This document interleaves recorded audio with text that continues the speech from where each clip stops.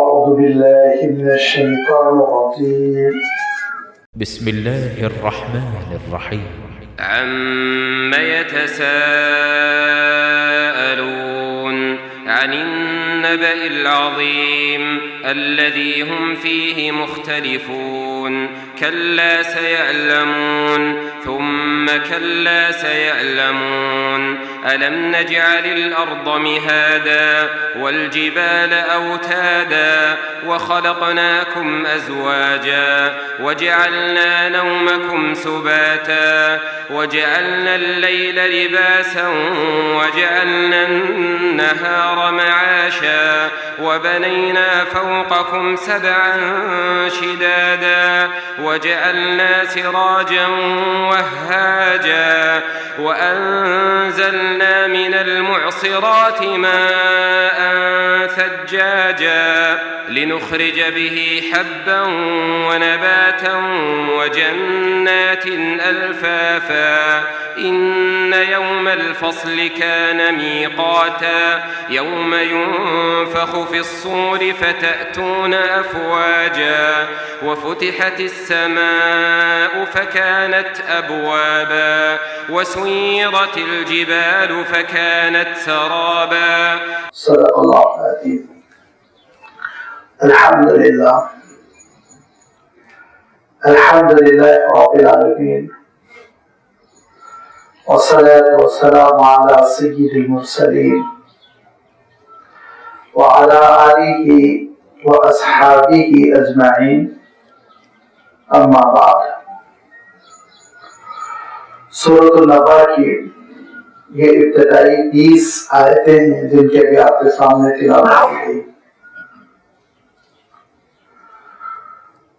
سورۃ النبأ کا نام نبأ سے پڑا اور نبأ کے معنی ہوتے ہیں عربی زبان میں اہم خبر کو، کسی حادثے کی اطلاع کو.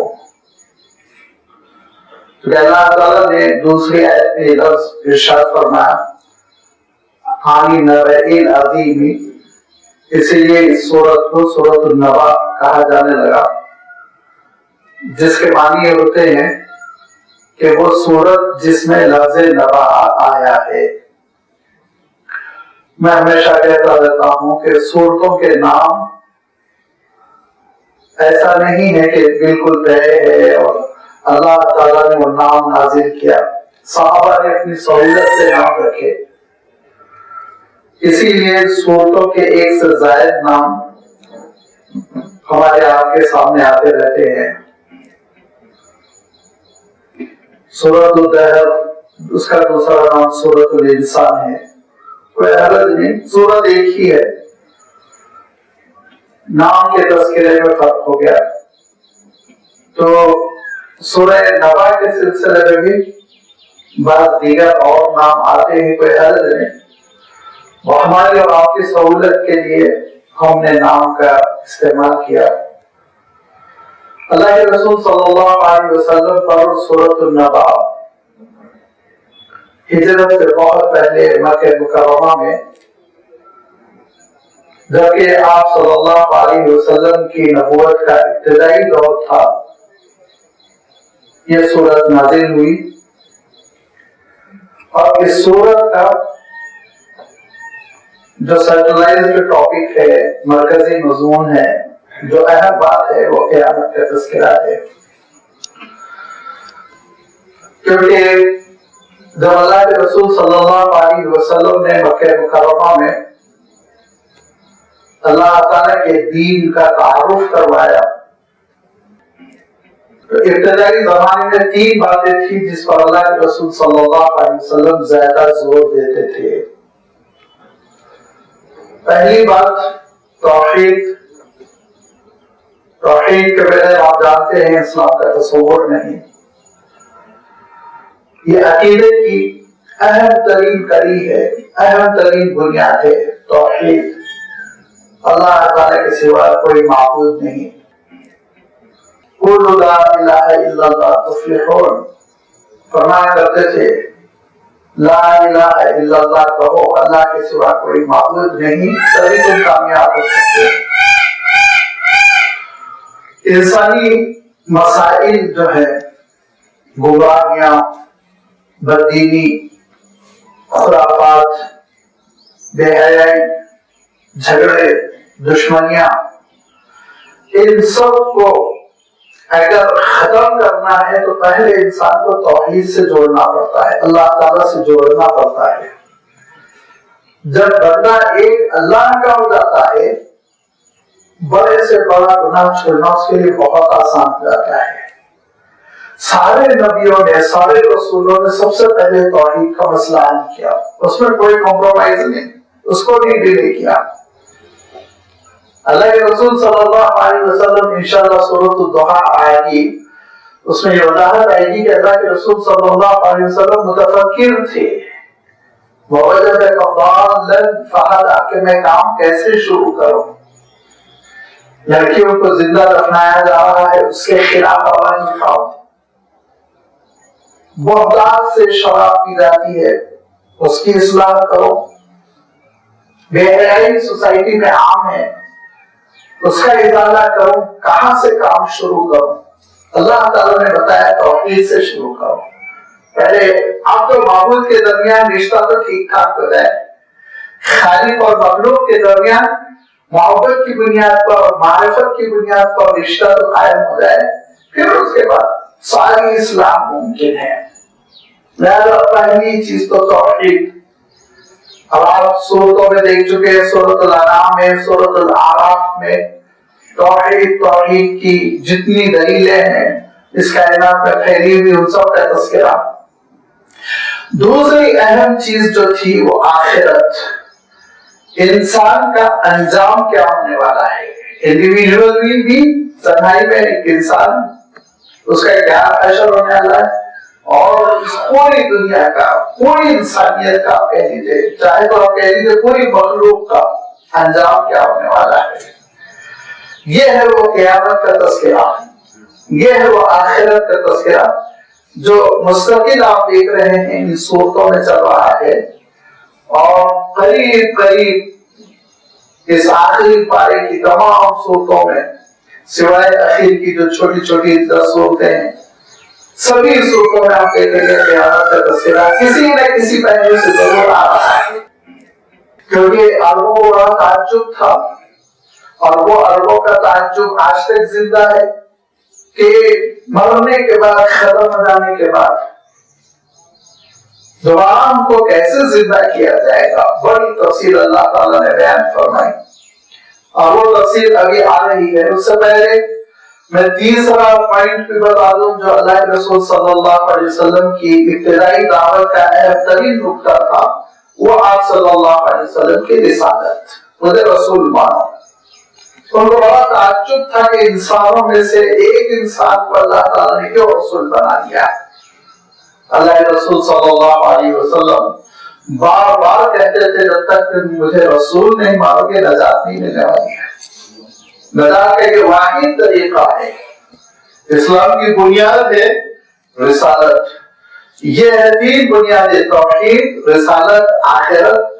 اور رسالت کی جتنی دلیلیں ہیں آپ نے دیکھا سورۃ الفرقان میں گزر چکی ہیں، سورۃ المؤمنون میں گزر چکی ہیں، انبیاء علیہ السلام کے واقعات کے ذریعے سے گزر چکی ہیں، اور بھی کہیں کہیں انشاءاللہ اس رسالت کا تذکرہ آتا رہے گا۔ لیکن فی الحال چونکہ سورۃ النبا میں اللہ تعالیٰ نے قیامت کے تذکرے کو اجاگر کیا، اسی لیے اس حقیقت پر زیادہ تفصیل سے ہم گفتگو کریں گے کہ لوگوں میں کیا رجحانات تھے، کیا سوچتے تھے آخرت کے سلسلے میں، اور اللہ تعالیٰ نے کیا بات ارشاد فرمائی۔ قیامت کے تذکرے کے لیے، قیامت کے ثبوت کے لیے یہ ہو کر رہے گی، آخرت برپا ہوگی۔ اس ثبوت کے لیے اللہ تعالیٰ نے جو ایک انٹروڈکشن رکھا، تمہید رکھی، وہ بہت خوبصورت، بڑی ٹھوس، بڑی جچیتلی اور عقل کو اپیل کرنے والی ہے۔ وہ تمہید ابھی آپ کے سامنے آنے والی ہے۔ پہلے اللہ تعالیٰ نے ارشاد فرمایا عَمَّ يَتَسَاءَلُونَ، کس چیز کے سلسلے میں یہ آپس میں ایک دوسرے سے سوال کر رہے ہیں۔ میں نے عرض کیا تھا نبوت کا دوسرا تیسرا سال ہے اور اللہ کے رسول صلی اللہ علیہ وسلم توحید کا تذکرہ فرما رہے ہیں، آخرت کا تذکرہ فرما رہے ہیں اور رسالت کا تذکرہ فرما رہے ہیں۔ توحید کے سلسلے میں ان کے جو اعتراضات تھے وہ آتے رہے ہیں، آئیں گے بھی۔ رسالت کے سلسلے میں ان کو جو بات سمجھ میں نہیں آ رہی تھی اس کا بھی تذکرہ گزر چکا ہے، کچھ اشارے اور بھی آئیں گے۔ یہاں اللہ تعالیٰ ارشاد فرماتا ہے کہ ایک خاص ٹاپک پر یہ بہت چیما گوئیاں کر رہے تھے سرگوشیاں، عن النبأ العظیم، ایک عظیم الشان اہم ترین خبر کے سلسلے میں لوگ پوچھ رہے، سوال کر رہے ہیں۔ وہ اہم ترین خبر کیا ہے؟ فرمایا الذی هم فیہ مختلفون، جس اطلاع کے بارے میں، جس خبر کے بارے میں، جس ہونے والے حادثے کے بارے میں ان کے درمیان اختلاف ہے، ایک رائے نہیں ہے، الگ الگ آراء ہیں۔ جو اللہ کے رسول صلی اللہ علیہ وسلم کے زمانے میں، جس کو ہم زمانے جاہلیت کہتے ہیں، دور جاہلیت کہتے ہیں، اس دور جاہلیت میں آخرت کے سلسلے میں جو خیالات تھے، غلط سلط عقیدے تھے، بعینی آج تک وہ زندہ ہے۔ وہ وائرس گئے نہیں، لہریں ان کی آتی رہتی ہیں۔ کیا کچھ لوگ تو یہ کہتے تھے کہ ہم جب مر جائیں گے، ختم ہو جائیں گے اور ہم مٹی میں مل جائیں گے تو کیسے دوبارہ ہم کو زندہ کیا جا سکتا ہے؟ اعتراض نمبر 1 یہ ذہن میں ہم رکھیں، ناممکن سمجھتے تھے۔ اور اب بھی لوگ کہتے ہیں کہ کتنوں کو تو جلا کے گنگا میں بہایا جا رہا ہے اور سمندر میں ان کی راکھ مل گئی، سمندر کی تہہ میں بیٹھ گئی، کیسے ان کو جمع کیا جائے گا؟ تو یہ ایک بات ہے۔ دوسرے کچھ لوگ تھوڑا سا لال بچکر بن کر، مفکر بن کر فلسفیانہ بات کرتے تھے کہ یہلکنا الدہر، زمانہ ہے، ہم زندہ ہے، کھاتے پیتے ہیں، مضبوط ہے، دھیرے دھیرے ہمارے سیلز کمزور پڑیں گے اور جسم کے جوڑ ڈھیلے پڑیں گے، ایک وقت آئے گا دنیا سے ہم فارغ ہو جائیں گے، مر جائیں گے اور وما نحن بمبعوثین، دوبارہ اٹھنے کا کچھ بھی نہیں، قصہ ختم۔ آج بھی ہے ایسے لوگ جو یہ کہتے ہیں۔ تیسرا عقیدہ کیا تھا؟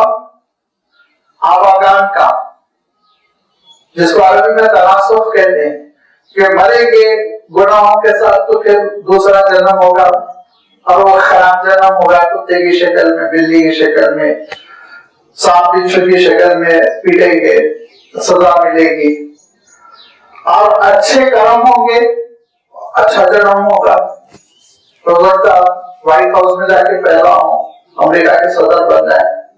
یہ آواگان کا نظریہ، تناسخ جس کو کہتے ہیں، جنم جنم کا ساتھ رہتا ہے، ایک جنم نہیں سنبھل رہا ہے، کہاں جنم جنم کا ساتھ رہے گا۔ اس عقیدے پر جو عقلی طور پر، دینی اعتبار سے تو کتنا بوسیدہ ہے جس کا تذکرہ آئے گا، عقلی اعتبار سے جو سب سے بڑا اعتراض ہے کتنے جنم ہوں گے، تو کسی نے کہا 7، کسی نے کہا 70، کسی نے کہا کہ نہیں، نہ 7 نہ 70، یہ سلسلہ جاری رہے گا یہاں تک کہ ساری آتمائیں پرماتما میں جا کے مل جائیں گی، نعوذ باللہ، ساری آتمائیں پرماتما میں جا کے مل جائے گی، یعنی اس کو ہم اپنے زبان میں کہہ سکتے ہیں ساری روحیں روح اعظم میں، یعنی اللہ تعالیٰ کی ذات میں، نعوذ باللہ، یہ ان کا عقیدہ ہے۔ لہذا یہ اپنے عقیدے کی منطقی، عقلی اور لاجک پر مبنی کوئی تشریح نہیں کر سکے۔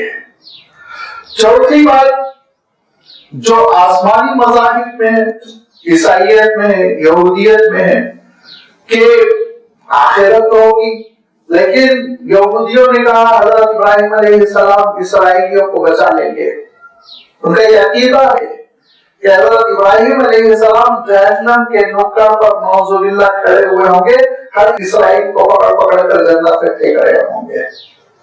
اور عیسائی دنیا کیا کہتی ہو تو آپ جانتے ہی ہیں کہ حضرت عیسیٰ علیہ السلام سارے مجرموں، گناہگاروں، بدایمان، بدتینت قسم کے لوگوں کا کفارہ بن کے صرف بیپٹزم کر لو تم کو نجات مل جائے گی، تم جنت میں چلے جاؤ گے۔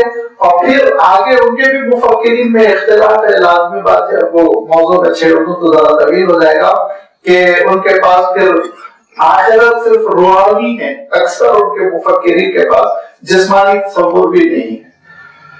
یہی وہ معروف عقیدے تھے اللہ کے رسول صلی اللہ علیہ وسلم کے زمانے میں، جس کے بارے میں اللہ تعالیٰ ارشاد فرماتا ہے الذی هم فیہ مختلفون۔ یہ اس ابتدا، اس واقعے اور اس حقیقت کے بارے میں جس میں یہ آپس میں اختلافات میں پڑے ہوئے ہیں، پوچھتے ہیں کہ کیا ہوگا، کیسے ہوگی یہ گھڑی، سوال کرتے ہیں، عما یتساءلون، آپس میں ایک دوسرے سے سوال کرتے ہیں۔ اور برننگ ٹاپک بنا ہوا ہے، جب اللہ کے رسول صلی اللہ علیہ وسلم نے یہ اعلان فرمایا کہ دیکھو مر کر تم کو اللہ کے دربار میں کھڑے ہونا ہے، ایک وقت آئے گا جواب دینا ہے، وہ چیما کوئی نہ ہو رہی کہانی، پھر سے ہر جگہ یہی موضوع بنا ہوا ہے، سب لوگ اس پر اپنی طرف زبانی کا مظاہرہ کر رہے ہیں، لفاظی کا مظاہرہ، جیسے ہمارے پاس بھی ہوتا ہے، کوئی ایک برننگ ایشو ہوتا ہے، اس پہ ہر فنکشن میں ہر موقع پر بیٹھ کے مجلسیں باتیں، یہی اللہ کے رسول صلی اللہ علیہ وسلم کے زمانے میں ہو رہا ہے۔ اللہ تعالیٰ ارشاد فرماتا ہے صبر کرو، کلا سیعلمون ثم کلا سیعلمون، ان قریب تم جان لو گے، اور پھر ہم کہہ رہے ہیں ان قریب تم جان لو گے، زیادہ دیر نہیں لگے گی، بہت جلدی جان لو گے، 40-50 سال کے بعد معلوم ہو جائے گا آخرت کیا ہے۔ کیوں؟ قبر پہلی گھڑی ہے، پہلی منزل ہے، پہلی سیڑھی ہے۔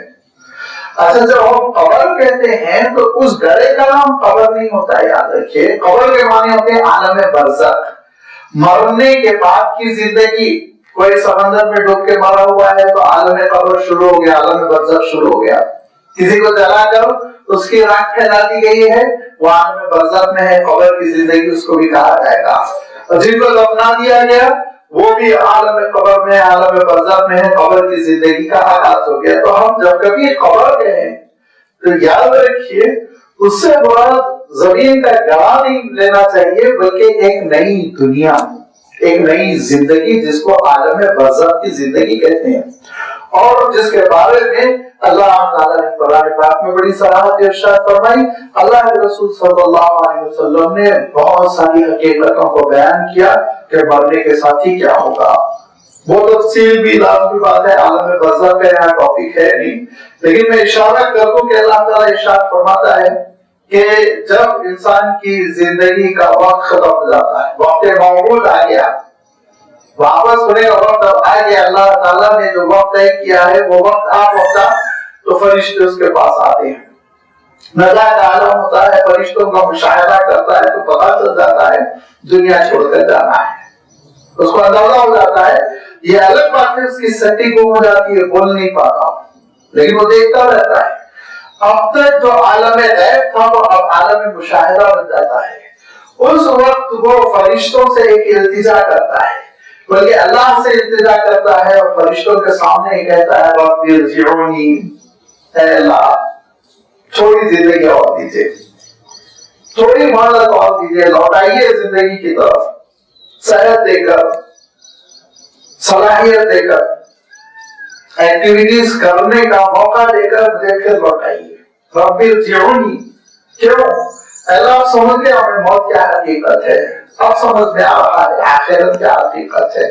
لعلی اعمل صالحا فیما ترکت، باقی ماندہ مدت جو رہ گئی اس میں نیکیاں کر لوں گا، توبہ کر لوں گا، کہیں اللہ تعالیٰ فرمایا صدقات کر لوں گا، جو پیسے بچا کے رکھا ہوں گا ان کا حساب کتاب کر کر کچھ آخرت کے لیے ان کو خرچ کر لوں گا، وغیرہ وغیرہ۔ لعلی اعمل صالحا فیما ترکت، جو چیز اب جو زندگی بچی جا رہی ہے اس میں کچھ صالحات کر لو، کچھ نیکیاں انجام دے دو، اللہ تھوڑی مہلت دے دیجیے، 1 سال دے دیجیے، 6 مہینہ دے دیجیے، تو 4 دن ہی دے دیجیے، صرف کے ساتھ توبہ کر کے کچھ سجدے کرو۔ لیکن اللہ تعالیٰ کی جانب سے یہ ارشاد ہوگا کہ اللہ ہرگز نہیں، کوئی مہلت نہیں، اب تو تم نے فرشتوں کو دیکھ لیا، اب تو ایمان بالغیب کی منزل ختم ہو گئی، لہذا ارشاد فرمایا کہ اب تم کو کسی قسم کی کوئی مہلت نہیں ملنے والی ہے، कल्ला इन्नहा कलिमतुन हुवा क़ाइलुहा, ये मौसूफ की बकबक है, इनको बकने दो। मिन वराइहिम बरज़खुन इला यौम युबअसून, और क़यामत की घड़ी आने तक बरज़ख की जिंदगी है, बरज़ख की जिंदगी से गुजरना है। तो सवाल जवाब का मरहला होगा, नेकोकार होंगे तो रूह को आला इल्लिय्यीन में जन्नत की नेमतों से मालामाल कर रखा जाएगा, बदकार होंगे सजाओं का सिलसिला शुरू होगा, वो एक अलग तफसील है।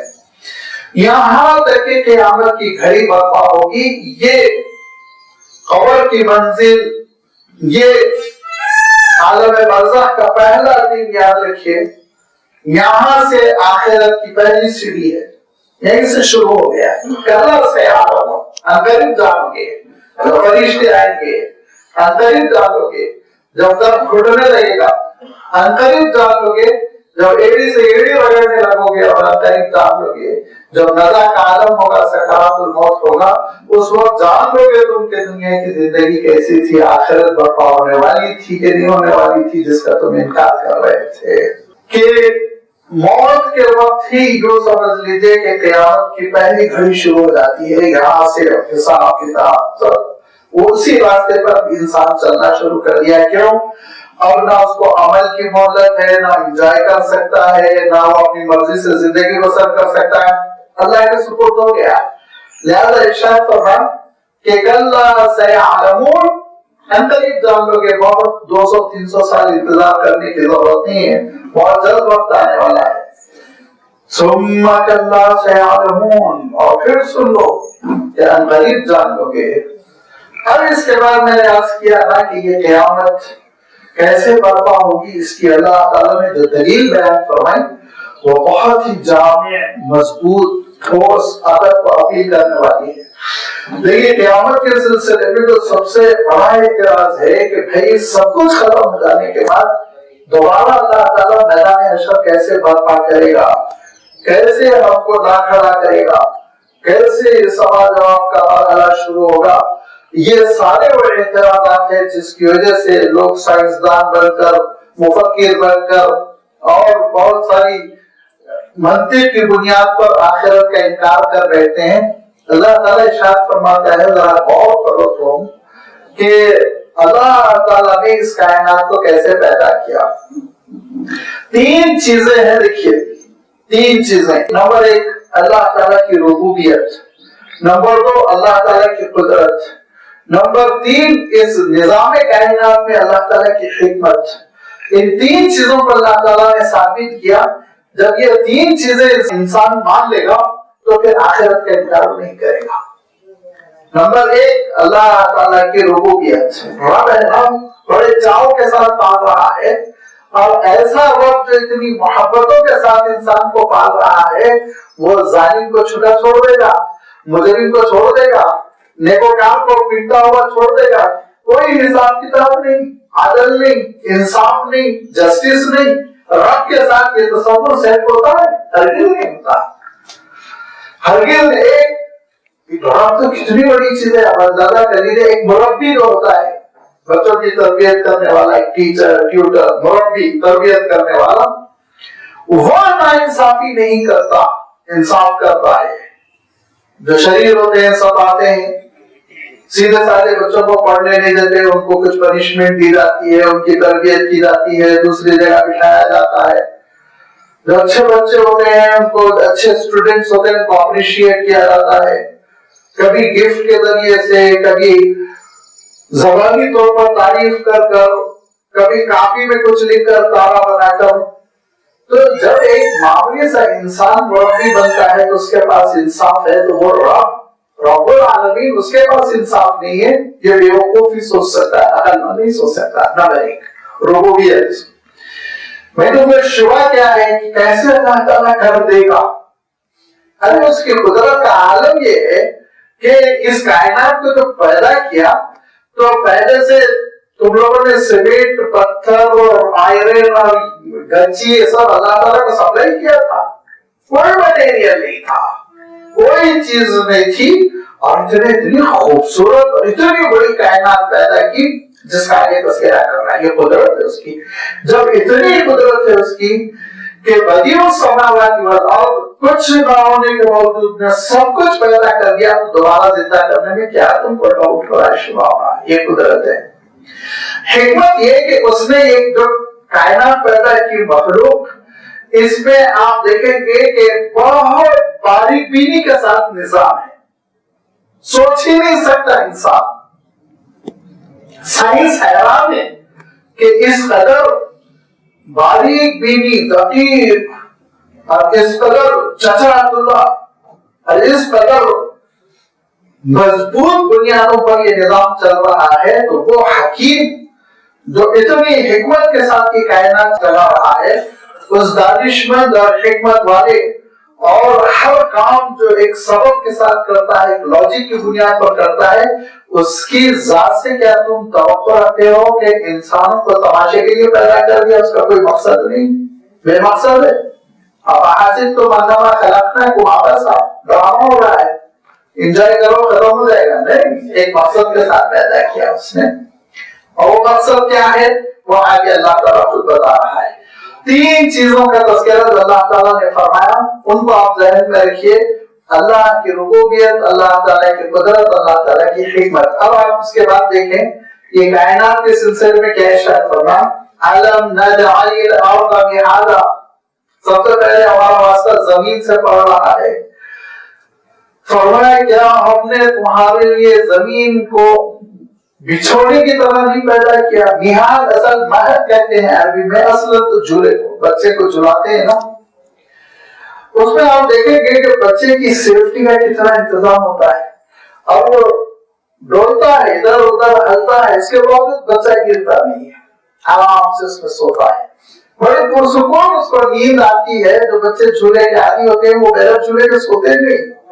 तो ये किस कदर बच्चा उसमें अपनी हिफाजत महसूस करता है, राहत महसूस करता है, आराम महसूस करता है, जबकि वो झूल रहा है, मूवमेंट में है, हरकत में है।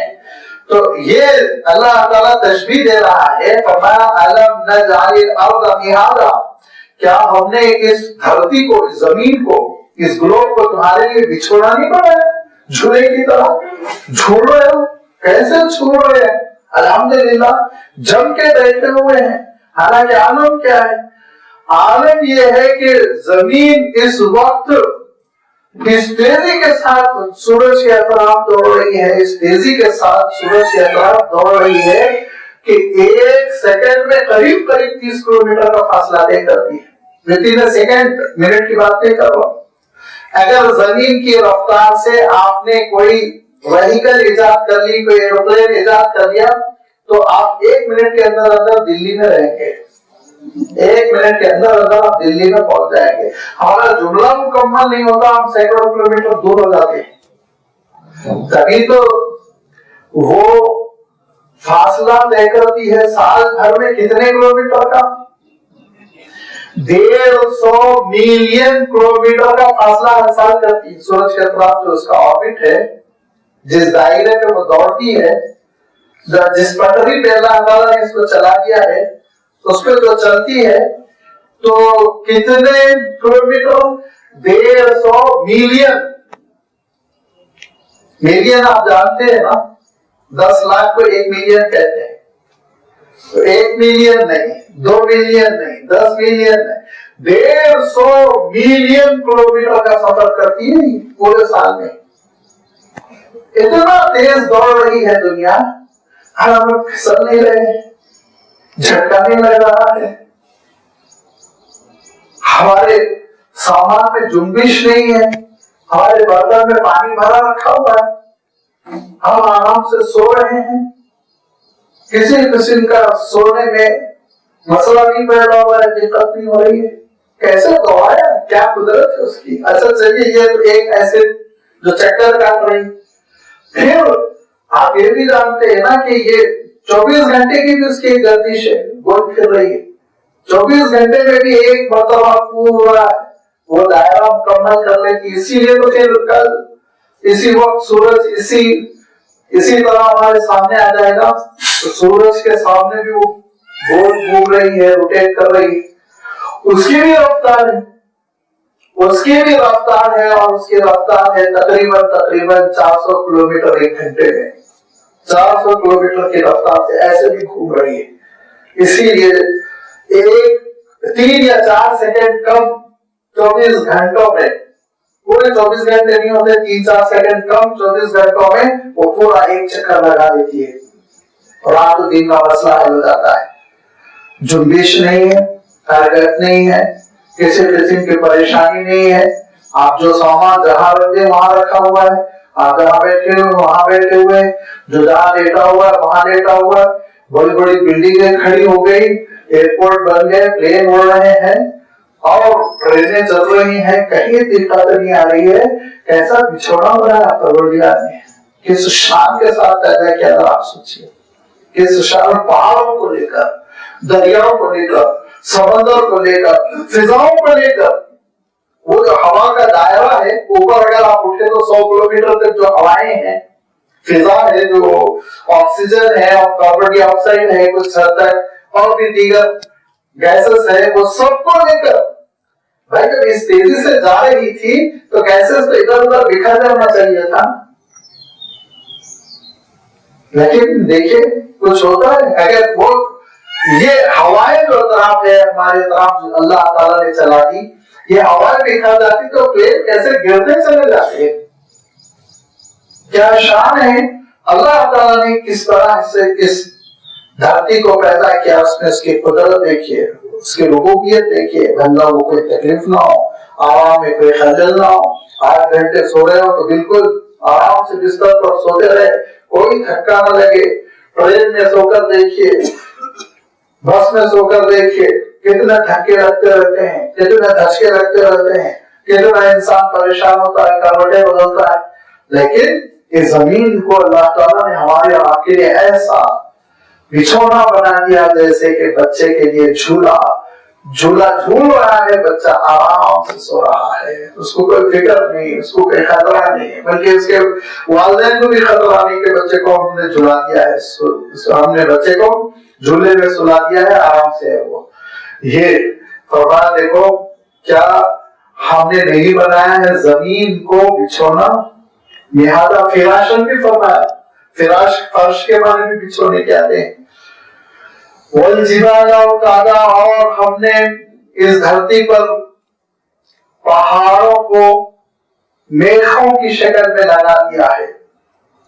बड़े बड़े कीले जैसे ठोके जाते हैं शामियाना लगाने के लिए, उनको मेखे कहते हैं। वतद औताद उसकी जमा है। तो क्या हमने पहाड़ों को मेखों की तरह नहीं डाल दिया?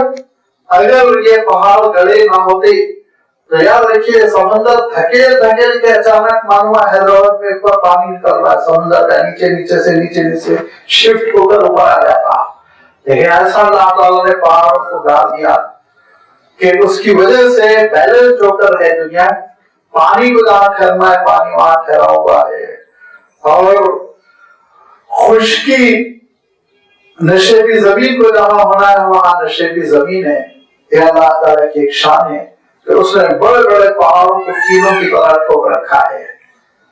और फिर इरशाद फरमाया वखलकनाकुम अज़वाजा, और क्या हमने तुमको जोड़ जोड़ नहीं पैदा किया? पूरी मखलूक को अल्लाह ताला ने मजबूर कर दिया, सिंगल कोई नहीं है। मर्द है तो औरत है, गर्मी है तो ठंडक है, हर चीज में आप देखिए। यहाँ तक के मुफस्सिरीन ने लिखा है कि कोई लंबा है तो कोई गीदा है, कोई गोरा है तो कोई काला है, कोई खूबसूरत है तो कोई बदसूरत है। क्यों? अगर ये ना होता तो दुनिया का निजाम नहीं चल पाता, दुनिया का निजाम नहीं चल पाता। कोई ज़हीन है कोई ज़हीन नहीं है, कोई पढ़ा लिखा है कोई पढ़ा लिखा नहीं है, सब एक दूसरे के मामिल बन रहे हैं, एक दूसरे के काम आ रहे हैं। जरा गौर कीजिए, अगर ये निजाम ना होता तो लोग एक दूसरे की मदद नहीं करते, सब अपने अपने खोल में जीते, सब अपने अपने कवर में रहते। लेकिन मालूम ये हुआ कि भला के ज़हीन है आप, लेकिन घर नहीं बना सकते, उसके लिए मजदूर का हाथ चूमना पड़ेगा आपको। मालूम ये हुआ कि अल्लाह पढ़े लिखे बड़े साइंटिस्ट है, लेकिन उसके बावजूद गाड़ी नहीं चला सकते, उसके लिए जरूरत है किसी न किसी की, खाना नहीं पका सकते, اس کے لیے کسی نہ کسی معاون کی ضرورت ہے. کپڑا نہیں بن سکتے, کپڑا نہیں تیار کر سکتے, نہیں سی سکتے, اس کے لیے کوئی نہ کوئی معاون چاہیے. لہذا ہر فرد دوسرے فرد کا, ہر مخلوق دوسری مخلوق کی محتاج ہے. یہ اللہ تعالیٰ کی ایک نرالی شان ہے, حکمت ہے کہ ہر چیز کو جوڑ پیدا کیا تاکہ لوگ یہ سمجھ لیں مخلوق میں مجبوری ہے, جوڑ ہے. خالق مجبور نہیں, اس کا کوئی جوڑ نہیں ہے, وہ یکتا ہے, وہ تنہا ہے, اس کو کسی کی ضرورت نہیں ہے. وَخَلَقْنَاكُمْ أَزْوَاجًا, اور ہم نے تم کو جوڑ پیدا کیا. وَجَعَلْنَا نَوْمَكُمْ سُبَاتًا, اور ہم نے تم کو ایسا پیدا کیا کہ بہت اگر صلاحیت ہے, بہت صلاحیت ہے تو 16 گھنٹے تم کام کر سکتے ہو, اس کے آگے نہیں. اس کے آگے کیا ہوگا؟ ارشاد فرمایا کاٹنے والی نیند آئے گی. سباتا, کاٹ دینے کو بھی کہتے ہیں سباتا. سبت ہفتے کا چونکہ پورا دن ختم ہو جاتا ہے یہودیوں کے نزدیک, اسی لیے یوم السبت وہ سیٹرڈے کو کہتے تھے. تو سباتا کے معنی اور ہم نے تمہارے لیے وہ نیند بنائی جو تمہاری مصروفیات کو کاٹ دیتی ہے, تمہاری تھکن کو بھی کاٹ دیتی ہے. بڑے سے بڑا طاقتور آدمی 12 گھنٹے 14 گھنٹے, آخری درجے کی بات ہے 16 گھنٹے کے بعد ڈھیلا پڑ جاتا ہے. جہاں ہے وہاں پسند جاتا ہے, وہ پیر پھیلا دیتا ہے, سو جاتا ہے. اور کبھی کبھی کہتے ہیں نا جب نیند آتی ہے تو تختے دار پر بھی, سولی کے تختے پہ بھی انسان نیند پوری کر لیتا ہے. سواریوں میں نیند پوری کرتا ہے, اسٹیشن پہ نیند پوری کرتا ہے, ایئرپورٹ پر کرتا ہے, ہاسپٹل میں کرتا ہے, گھر پر کرتا ہے. کتنے لوگ, حیرت ہوتی ہے, اللہ تعالیٰ سب کو آسرا دے, آرام سے سڑک پہ فٹ پاتھ پہ سوتے رہتے ہیں, گہری نیند سوتے رہتے ہیں. بڑی بڑی گاڑیاں ان کے قریب سے دوڑ رہی ہیں, ان کی نیند میں کوئی خلل نہیں ہوتا. یہ ہمارا آپ کا روز کا مشاہدہ ہے.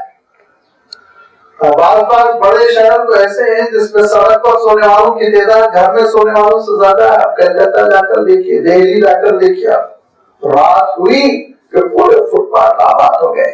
یہ انسان کی مجبوری, جب وہ تھک جاتا ہے تو اس کی تھکن کو کاٹنے والی نیند اس کو ضروری ہے.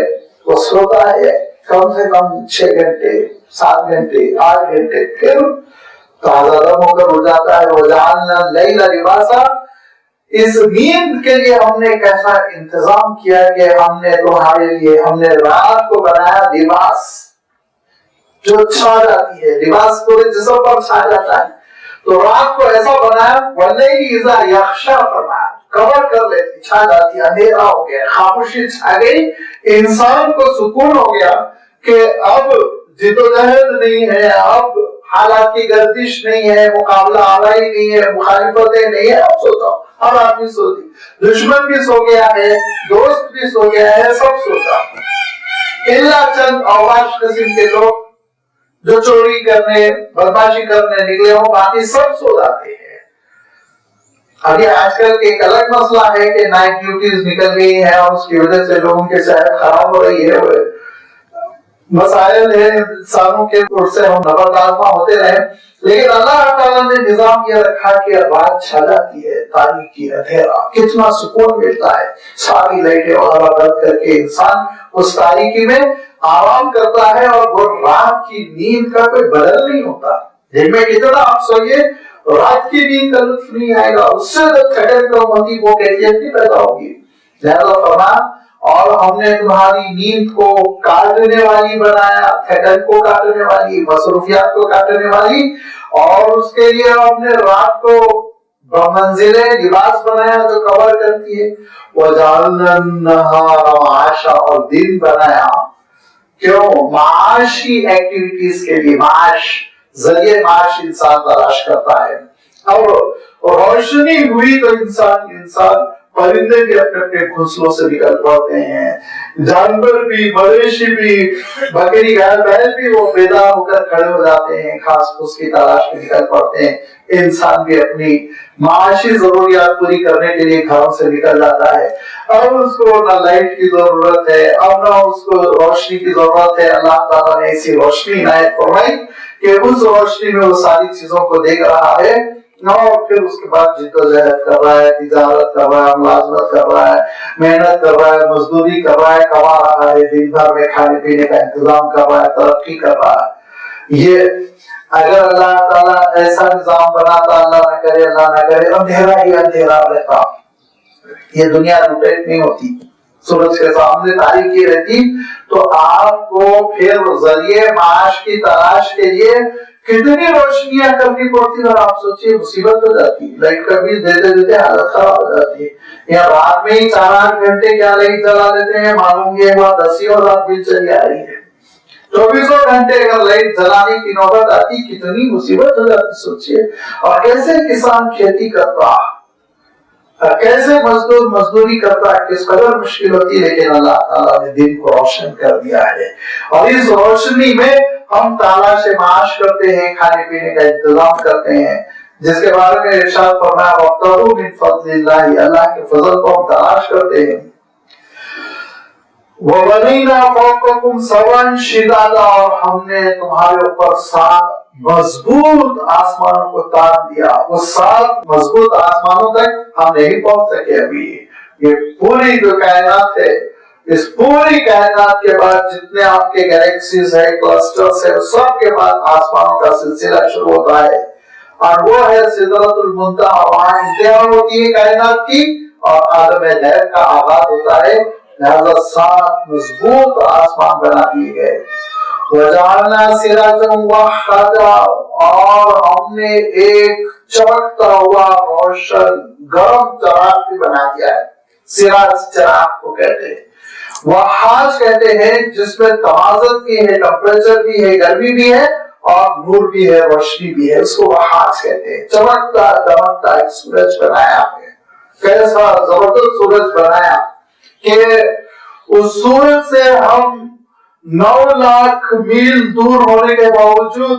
ماشاءاللہ پوری گرمی ہم کو مل رہی ہے، پوری حرارت مل رہی ہے، ایسا شعلہ جوالا، ایسا زبردست قسم کا شعلہ ہے کہ آپ اندازہ نہیں کر سکتے، 1,40,000 سینٹی گریڈ گرمی ہے، ٹمپریچر ہے وہاں کے، تو ہمارا ٹمپریچر اس دنیا میں حیدرآباد میں تو 45-44 ہو گیا تو حالت خراب ہونے لگتی ہے، ابھی سنا اس سال ہمارے ایک عزیز فون پہ بتا رہے تھے کہ 51-52 پہنچ گیا کویت میں، تو کاریں پگھلنے لگی تھی، سنا اللہ عالم، کاریں پگھلنے لگی تھی، 51-52 ہو گیا، اب آپ سوچئے وہ 100 ہو جائے تو کیا افشر ہوگا، اب آپ سوچئے وہ 1000 ہو جائے تو کیا ہوگا، اب اس کے بعد آپ سوچئے 1 لاکھ ہو جائے، 1.5 لاکھ ہو جائے، 1,40,000 سینٹی گریڈ گرمی، ایسی تمازت، ایسا شعلہ، اتنی روشنی کہ 9 لاکھ کلومیٹر دور ہونے کے باوجود کتنی روشنی آ رہی ہے، دیکھیے کتنی گرمی آتی ہے، اگر بادل نہ ہو کتنی گرمی لگنے لگتی ہے، اور ایکویٹر سے قریب ہو جائے تھوڑا سا سورج کے قریب ہو جاتے ہیں، تھوڑا سا سورج کے قریب ہو جاتے ہیں، یہی گلوب ہے، لیکن چونکہ ایکویٹر کے قریب سورج کے سامنے ذرا زیادہ ہے، تو مان یہ ہوا 50 سینٹی گریڈ، 51 سینٹی گریڈ، جینا دوبل، اے سی فیل، اتنی گرمی یہاں ہونے لگتی ہے، تو قریب جائیے کتنی، اور کتنا بڑا کہتے ہیں کہ 1 لاکھ گنا بڑا ہے اس دنیا سے، 1 لاکھ گنا بڑا ہے، یقین ہی نہیں آتا، لیکن بہرحال یا آپ ہی لوگ تحقیق کر لکھتے ہیں تو یقین بھی کرنا پڑتا ہے، تو اللہ تعالیٰ نے ایسا دمکتا ہوا، دہکتا ہوا، چمکتا ہوا ایک چراغ بنا دیا، جس سے یہ ہماری دنیا پوری روشن ہے، جس سے ہم کو گرمی مل رہی ہے، حرارت مل رہی ہے، ٹمپریچر مل رہا ہے، یہی وہ سورج کی گرمی ہے جس کی وجہ سے بارش ہو رہی ہے، پانی سمندر سے بھاپ بڑھ رہا ہے، ابل رہا ہے، نیچے آ رہا ہے، برس رہا ہے، یہی وہ سورج کی گرمی ہے جس کی وجہ سے غلہ سوکھ رہا ہے، پھل تیار ہو رہے ہیں، اگر گرمی نہ ہو آپ کو آم نہیں ملے گے، کہیں ملے گی، گرمی کی وجہ سے آم پکتے ہیں، جنوب میں جلدی پکتے ہیں کیونکہ یہاں مارچ اپریل میں گرمی پڑتی، شمال میں دیر سے پکتے ہیں کیونکہ وہاں جون جولائی میں گرمی پڑتی، یہی گرمی ہے جس سے دانے، جس سے غذا، غلہ، یہ سب پک کے تیار ہوتا ہے، خشک ہوتا ہے، کھانے کے قابل بنتا ہے، یہی وہ گرمی ہے جس کی وجہ سے ہمارے جسموں میں حرارت ہے، یہی وہ گرمی ہے جس کی وجہ سے سورج کی توازن ہے، وٹامن ڈی بن رہی ہے جسم میں، کیا کیا اللہ تعالیٰ کے احسانات، کیسی اس کی حکمت، کس باریک بینی کے ساتھ اسٹڈی کرنی چاہیے، مطالعہ کرنا چاہیے اللہ کے اس نظام کا، آپ سوچئے ایک آیت وہ دراصل سائنس کے دریچوں کو کھول دیتی ہے، ایک دنیا کو کھول دیتی ہے تحقیق کی۔ وَأَنزَلْنَا مِنَ الْمُعْصِرَاتِ مَاءً ثَجَّاجًا، اور ہم نے ان بادلوں سے مؤثرات ارشاد فرمایا جو پانی کو تھامے ہوئے ہیں اور بوجھل ہے، بس پانی گرنے والا ہے، ایسی کیفیت کو کہتے ہیں مؤثرات۔ آپ پولیتھین میں فل پانی بھر دیں اور بس پانی گرنے والا ہے، پن لگانے کی دیری ہے، پھٹے گا پانی گرے گا، ایسی صورتحال کے لیے مؤثرات۔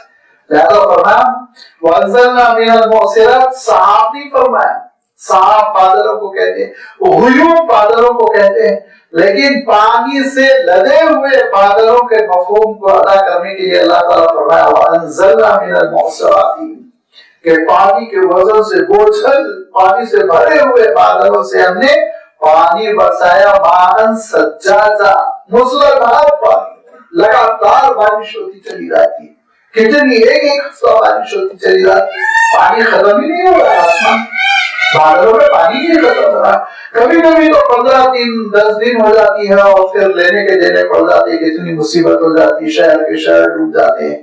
ذرا سا بارش اپنی مقدار سے بڑھ جائے انسان تاب نہیں لا پاتا، لیکن اللہ تعالیٰ کا کیا نظام ہے کہ وہ پانی لا کر برسا رہا ہے، پانی سے بھرے ہوئے بادل آ رہے ہیں، موسلادھار بارش ہو رہی، کیوں؟ لِنُخْرِجَ بِهِ حَبًّا وَنَبَاتًا، تاکہ تمہارے لیے ہم برآمد کریں، نکالیں، حبًّا دانے، گرینز، چاول کو کہیں گے، گیہوں کو کہیں گے، جو کو کہیں گے، دالوں کو کہیں گے، سب دانے دانے جتنے ہوتے ہیں جو مین ہماری غذا ہے انسان کے، حبًّا۔ اور نبات کہتے ہیں سبزیوں کو کہیں گے، ترکاریوں کو کہیں گے، مختلف قسم کی جو گھاسیں ہم کھاتے ہیں جن کو بھاجیوں کا ہم نام دیتے ہیں، گھاس ہی پر ایک طرح کی، سب کو نبات کہیں گے۔ یہی نہیں بلکہ جانور کے چارے کو بھی کہیں گے۔ یہ اللہ تعالیٰ ارشاد فرماتا ہے تاکہ ہم برآمد کریں غذائی دانوں کو، ترکاریوں کو، تمہارے مویشیوں کی غذا کو، اور یہی نہیں بلکہ وَجَنَّاتٍ أَلْفَافًا، اور یہی بارش کے ذریعے سے ہم پھر برپا کرتے ہیں، آباد کرتے ہیں، برآمد کرتے ہیں، نکالتے ہیں ایسے باغات جو بڑے گھنے ہیں، گھنے گھنے باغات۔ الفافا کے معنی گھنے گھنے، ملتفا کے معنی ہوتے ہیں وجناتین، اور باغات، ایک ایک چیز کا باغ، آم کا باغ ہے، کھجور کا باغ ہے، انگور کا باغ ہے، کیسے کیسے آپ چلے جائیے ناگپور کے اطراف، یہاں سے وہاں تک سنترے کے باغات ہے، ہل اسٹیشن پہ آپ چلے جائیے معلوم یہ ہوا اخروٹ کے باغات ہے، آپ چلے جائیے بالکل آگرہ کی کوسٹل ایریا میں، یہاں سے وہاں تک کاجو کے باغات ہیں، کئی کلومیٹر آپ 100-150 کلومیٹر آپ سفر کریے، سڑک کے دونوں جانب کاجو کے باغات ہیں۔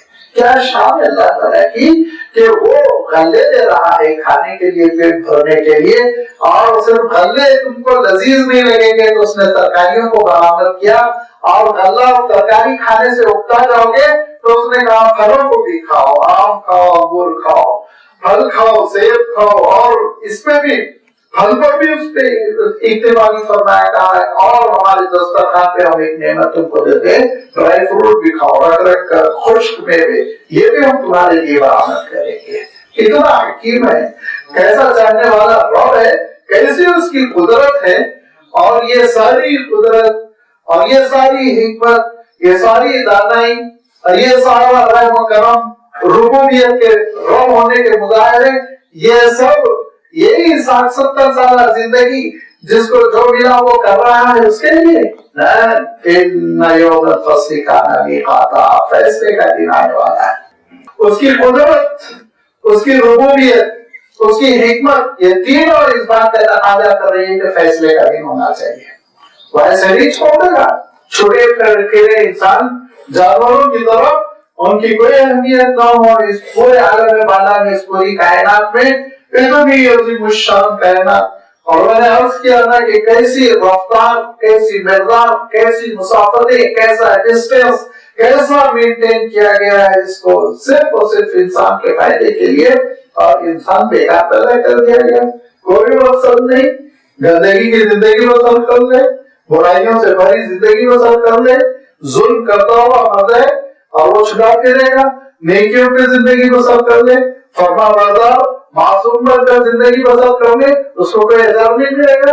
बेवकूफ तो ये अकीदा रख सकता है, अक्लमंद नहीं।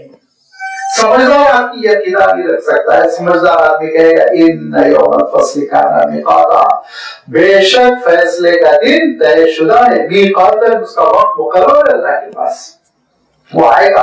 तो अल्लाह के इल्म में, उसका इल्म अल्लाह ताला ने अपने बंदों को नहीं दिया है, क्योंकि इसके पीछे बड़ी हिकमतें हैं, लेकिन ये तयशुदा दिन है। और ये दिन कैसा दिन होगा इरशाद फरमाया। और जब कभी अरबी में यौम का लफ्ज आए, हम लोग उर्दू में दिन से तर्जुमा कर लेते हैं, लेकिन दिन के माने वो 24 घंटे का डे नहीं होता है, बल्कि एक मुद्दत, एक पीरियड को यौम कहते हैं अरबी में। लिहाजा अरबी में कहेंगे कि यौमुल फील, हाथी वाला दिन, यानी वो जमाना जिसमें हाथी की जंग हुई। कई चीजों को यौमुल फिजा, वो जमाना जिसमें जंग फिजा हुई। तो यहाँ भी एक मुद्दत आने वाली, पीरियड आने वाला है, बड़ा लंबा दिन होगा, दुनिया के 50,000 साल दिनों के बराबर वो दिन होगा। इन्ना यौमुल फस्ल काना मिकाता, उस दिन सूर फूका जाएगा। यौम युनफखु फिस्सूर फतअतूना अफवाजा, 2 सूर फूके जाएंगे। इससे पहले भी मैं अर्ज कर चुका हूँ। बाद मुफस्सिरीन ने 3 लिखा, लेकिन उसकी वजह यह है कि वो जो सूर होगा वो बड़ा लंबा होगा, और इब्तिदा जब सूर फूका जाएगा तो वो मंजर, और इंतहा जो उसका खातिमा होगा पहले सूर का, वो मंजर, वो दोनों को कुरान पाक में बयान किया गया। तो लोगों को जरा गलतफहमी हो गई कि 3 सूर हो गए। ठीक है, कुरान पाक में अल्लाह ताला ने ज्यादातर नफकतई 2 सूरों का तज़किरा फरमाया। पहला सूर फूका जाएगा, अल्लाह का हुक्म होगा और फरिश्ता सूर फूकेगा, फूकने के साथ ही एक आवाज बर्पा हो जाएगी, आवाज। और वो आवाज पहले तो शुरू में हल्की फुल्की रहेगी, लेकिन लोग घबराएंगे, ये आवाज कहां से आ रही, ऐसे जैसे जलजला आ रहा है, नीचे अंदर अंदर कोई बड़ी सी गाड़ी चल रही हो, बड़ी सी ट्रक व्हीकल अंदर अंदर चल रही हो, जमींदार जलजला की कैफियत हो रही। तो लोग परेशान होंगे, घरों से निकलेंगे, बातचीत करेंगे, मामले की तह में पहुंचने की कोशिश करेंगे, मशवरा करेंगे। आवाज बढ़ती चली जाएगी, घबराहट बढ़ती चली जाएगी, घरों में बंद हो जाएंगे, समझेंगे कि घर महफूज है। आवाज बड़ी होने से इर्तियाश होगा, घर कांपने लगेंगे, जमीन हलने लगेगी, तो फिर घरों को छोड़कर बाहर निकलेंगे, भागना शुरू करेंगे। और जब भागेंगे तो मानो कि वो पीठ पे सामान ला दिया, जेवर भी रखिए, सर्टिफिकेट्स भी रखिए, जरूरी चीजें, इधर बच्चा है, इधर बेगम है, सब मिलकर भाग रहे हैं। लेकिन आवाज बढ़ती जाएगी, जलजला बढ़ता जाएगा। पहले पुश्त से सामान को फेंकेंगे, फिर अहलिया का हाथ छोड़ेंगे, फिर बच्चे का हाथ छोड़ेंगे, यहाँ तक के माँ की गोद में जो शीरखार दूध पीता बच्चा होगा वो भी उस पे एक कोने में छोड़ के भागना शुरू कर देगी। तो अजीब मंजर होगा। अल्लाह ताला इंशाअल्लाह वो सूरतें आने वाली है, सूरत तकवीर वगैरह के अजीब मंजर ये होगा कि लोग भाग रहे हैं मैदानों और सहराओं और जंगलों की तरफ। तो वो देखेंगे जंगल से शेर उल्टा भागा चल रहा है, हाथी घबरा के शहर की तरफ चले आ रहे हैं, वैसी जानवरों को भी दौड़ा दिया जाएगा उस वक्त। अब ये कैफियत बढ़ती चली जाएगी, बढ़ती चली जाएगी, बढ़ती चली जाएगी, यहाँ तक के फिर इंसान मरमर के गिरते चले जाएंगे, खत्म हो जाएंगे, दुनिया कपकपा के बर्बाद हो जाएगी, ये सितारे बेनूर हो जाएंगे, सूरज बुझा दिया जाएगा, ये पूरा निजाम आलम खत्म हो जाएगा, आलम फना रहेगा। तो उस पर अल्लाह के रसूल सल्लल्लाहु अलैहि वसल्लम ने फरमाया 40 तक। तो हज़रत अबू हुरैरा ने पूछा 40 दिन? अबई तो फरमाया नहीं, मैं नहीं कह सकता। कहा 40 साल? अल्लाह के रसूल ने कहा अबई तो मैं नहीं कह सकता 40 साल होंगे। कहा हज़रत अबू हुरैरा ने 40 सदी यानी 40 साल? अल्लाह के रसूल ने कहा भाई मैं नहीं बता सकता, 40 का एक मरहला होगा तो आलम में फना कुछ नहीं, परवरदिगार की शान, उसी की कुदरत।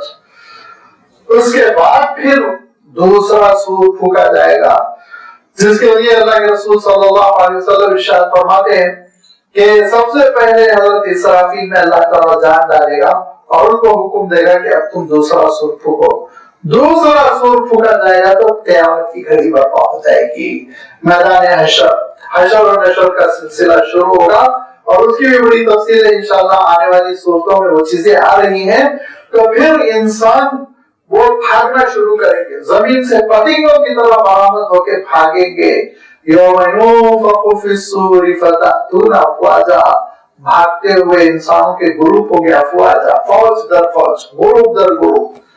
तो फरमाया अल्लाह ताला कुरान पाक में दूसरे ही मकाम पे इरशाद फरमाता है कि कुल्लु नासिब बि इमामिहिम, हर उम्मत अपने अपने नबी के साथ भाग रही होगी, उनके वो ग्रुप। और ये भी फरमाया अल्लाह के रसूल सल्लल्लाहु अलैहि वसल्लम से मरवी है कि इसी आयत के बारे में हजरत माज बिन जबल रज़ियल्लाहु तआला अन्हु ने अल्लाह के रसूल सल्लल्लाहु अलैहि वसल्लम से पूछा कि ऐ अल्लाह के रसूल ये अफवाजन क्या होगा? यौमन फकु फिस्सूरी फतअतून अफवाजन, कि ये सूर फूका जाएगा तुम फौज दर फौज अल्लाह के दरबार में हाजिरी देने के लिए खड़े होते जाओगे। क्या होगा फौज? अल्लाह के रसूल सल्लल्लाहु अलैहि वसल्लम ने फरमाया कि ऐ मास, बहुत बड़ी बात पूछी तुमने, बहुत अहम बात तुमने पूछ ली। और रिवायत में आता है कि अल्लाह के रसूल सल्लल्लाहु अलैहि वसल्लम के आंसू टपक पड़े।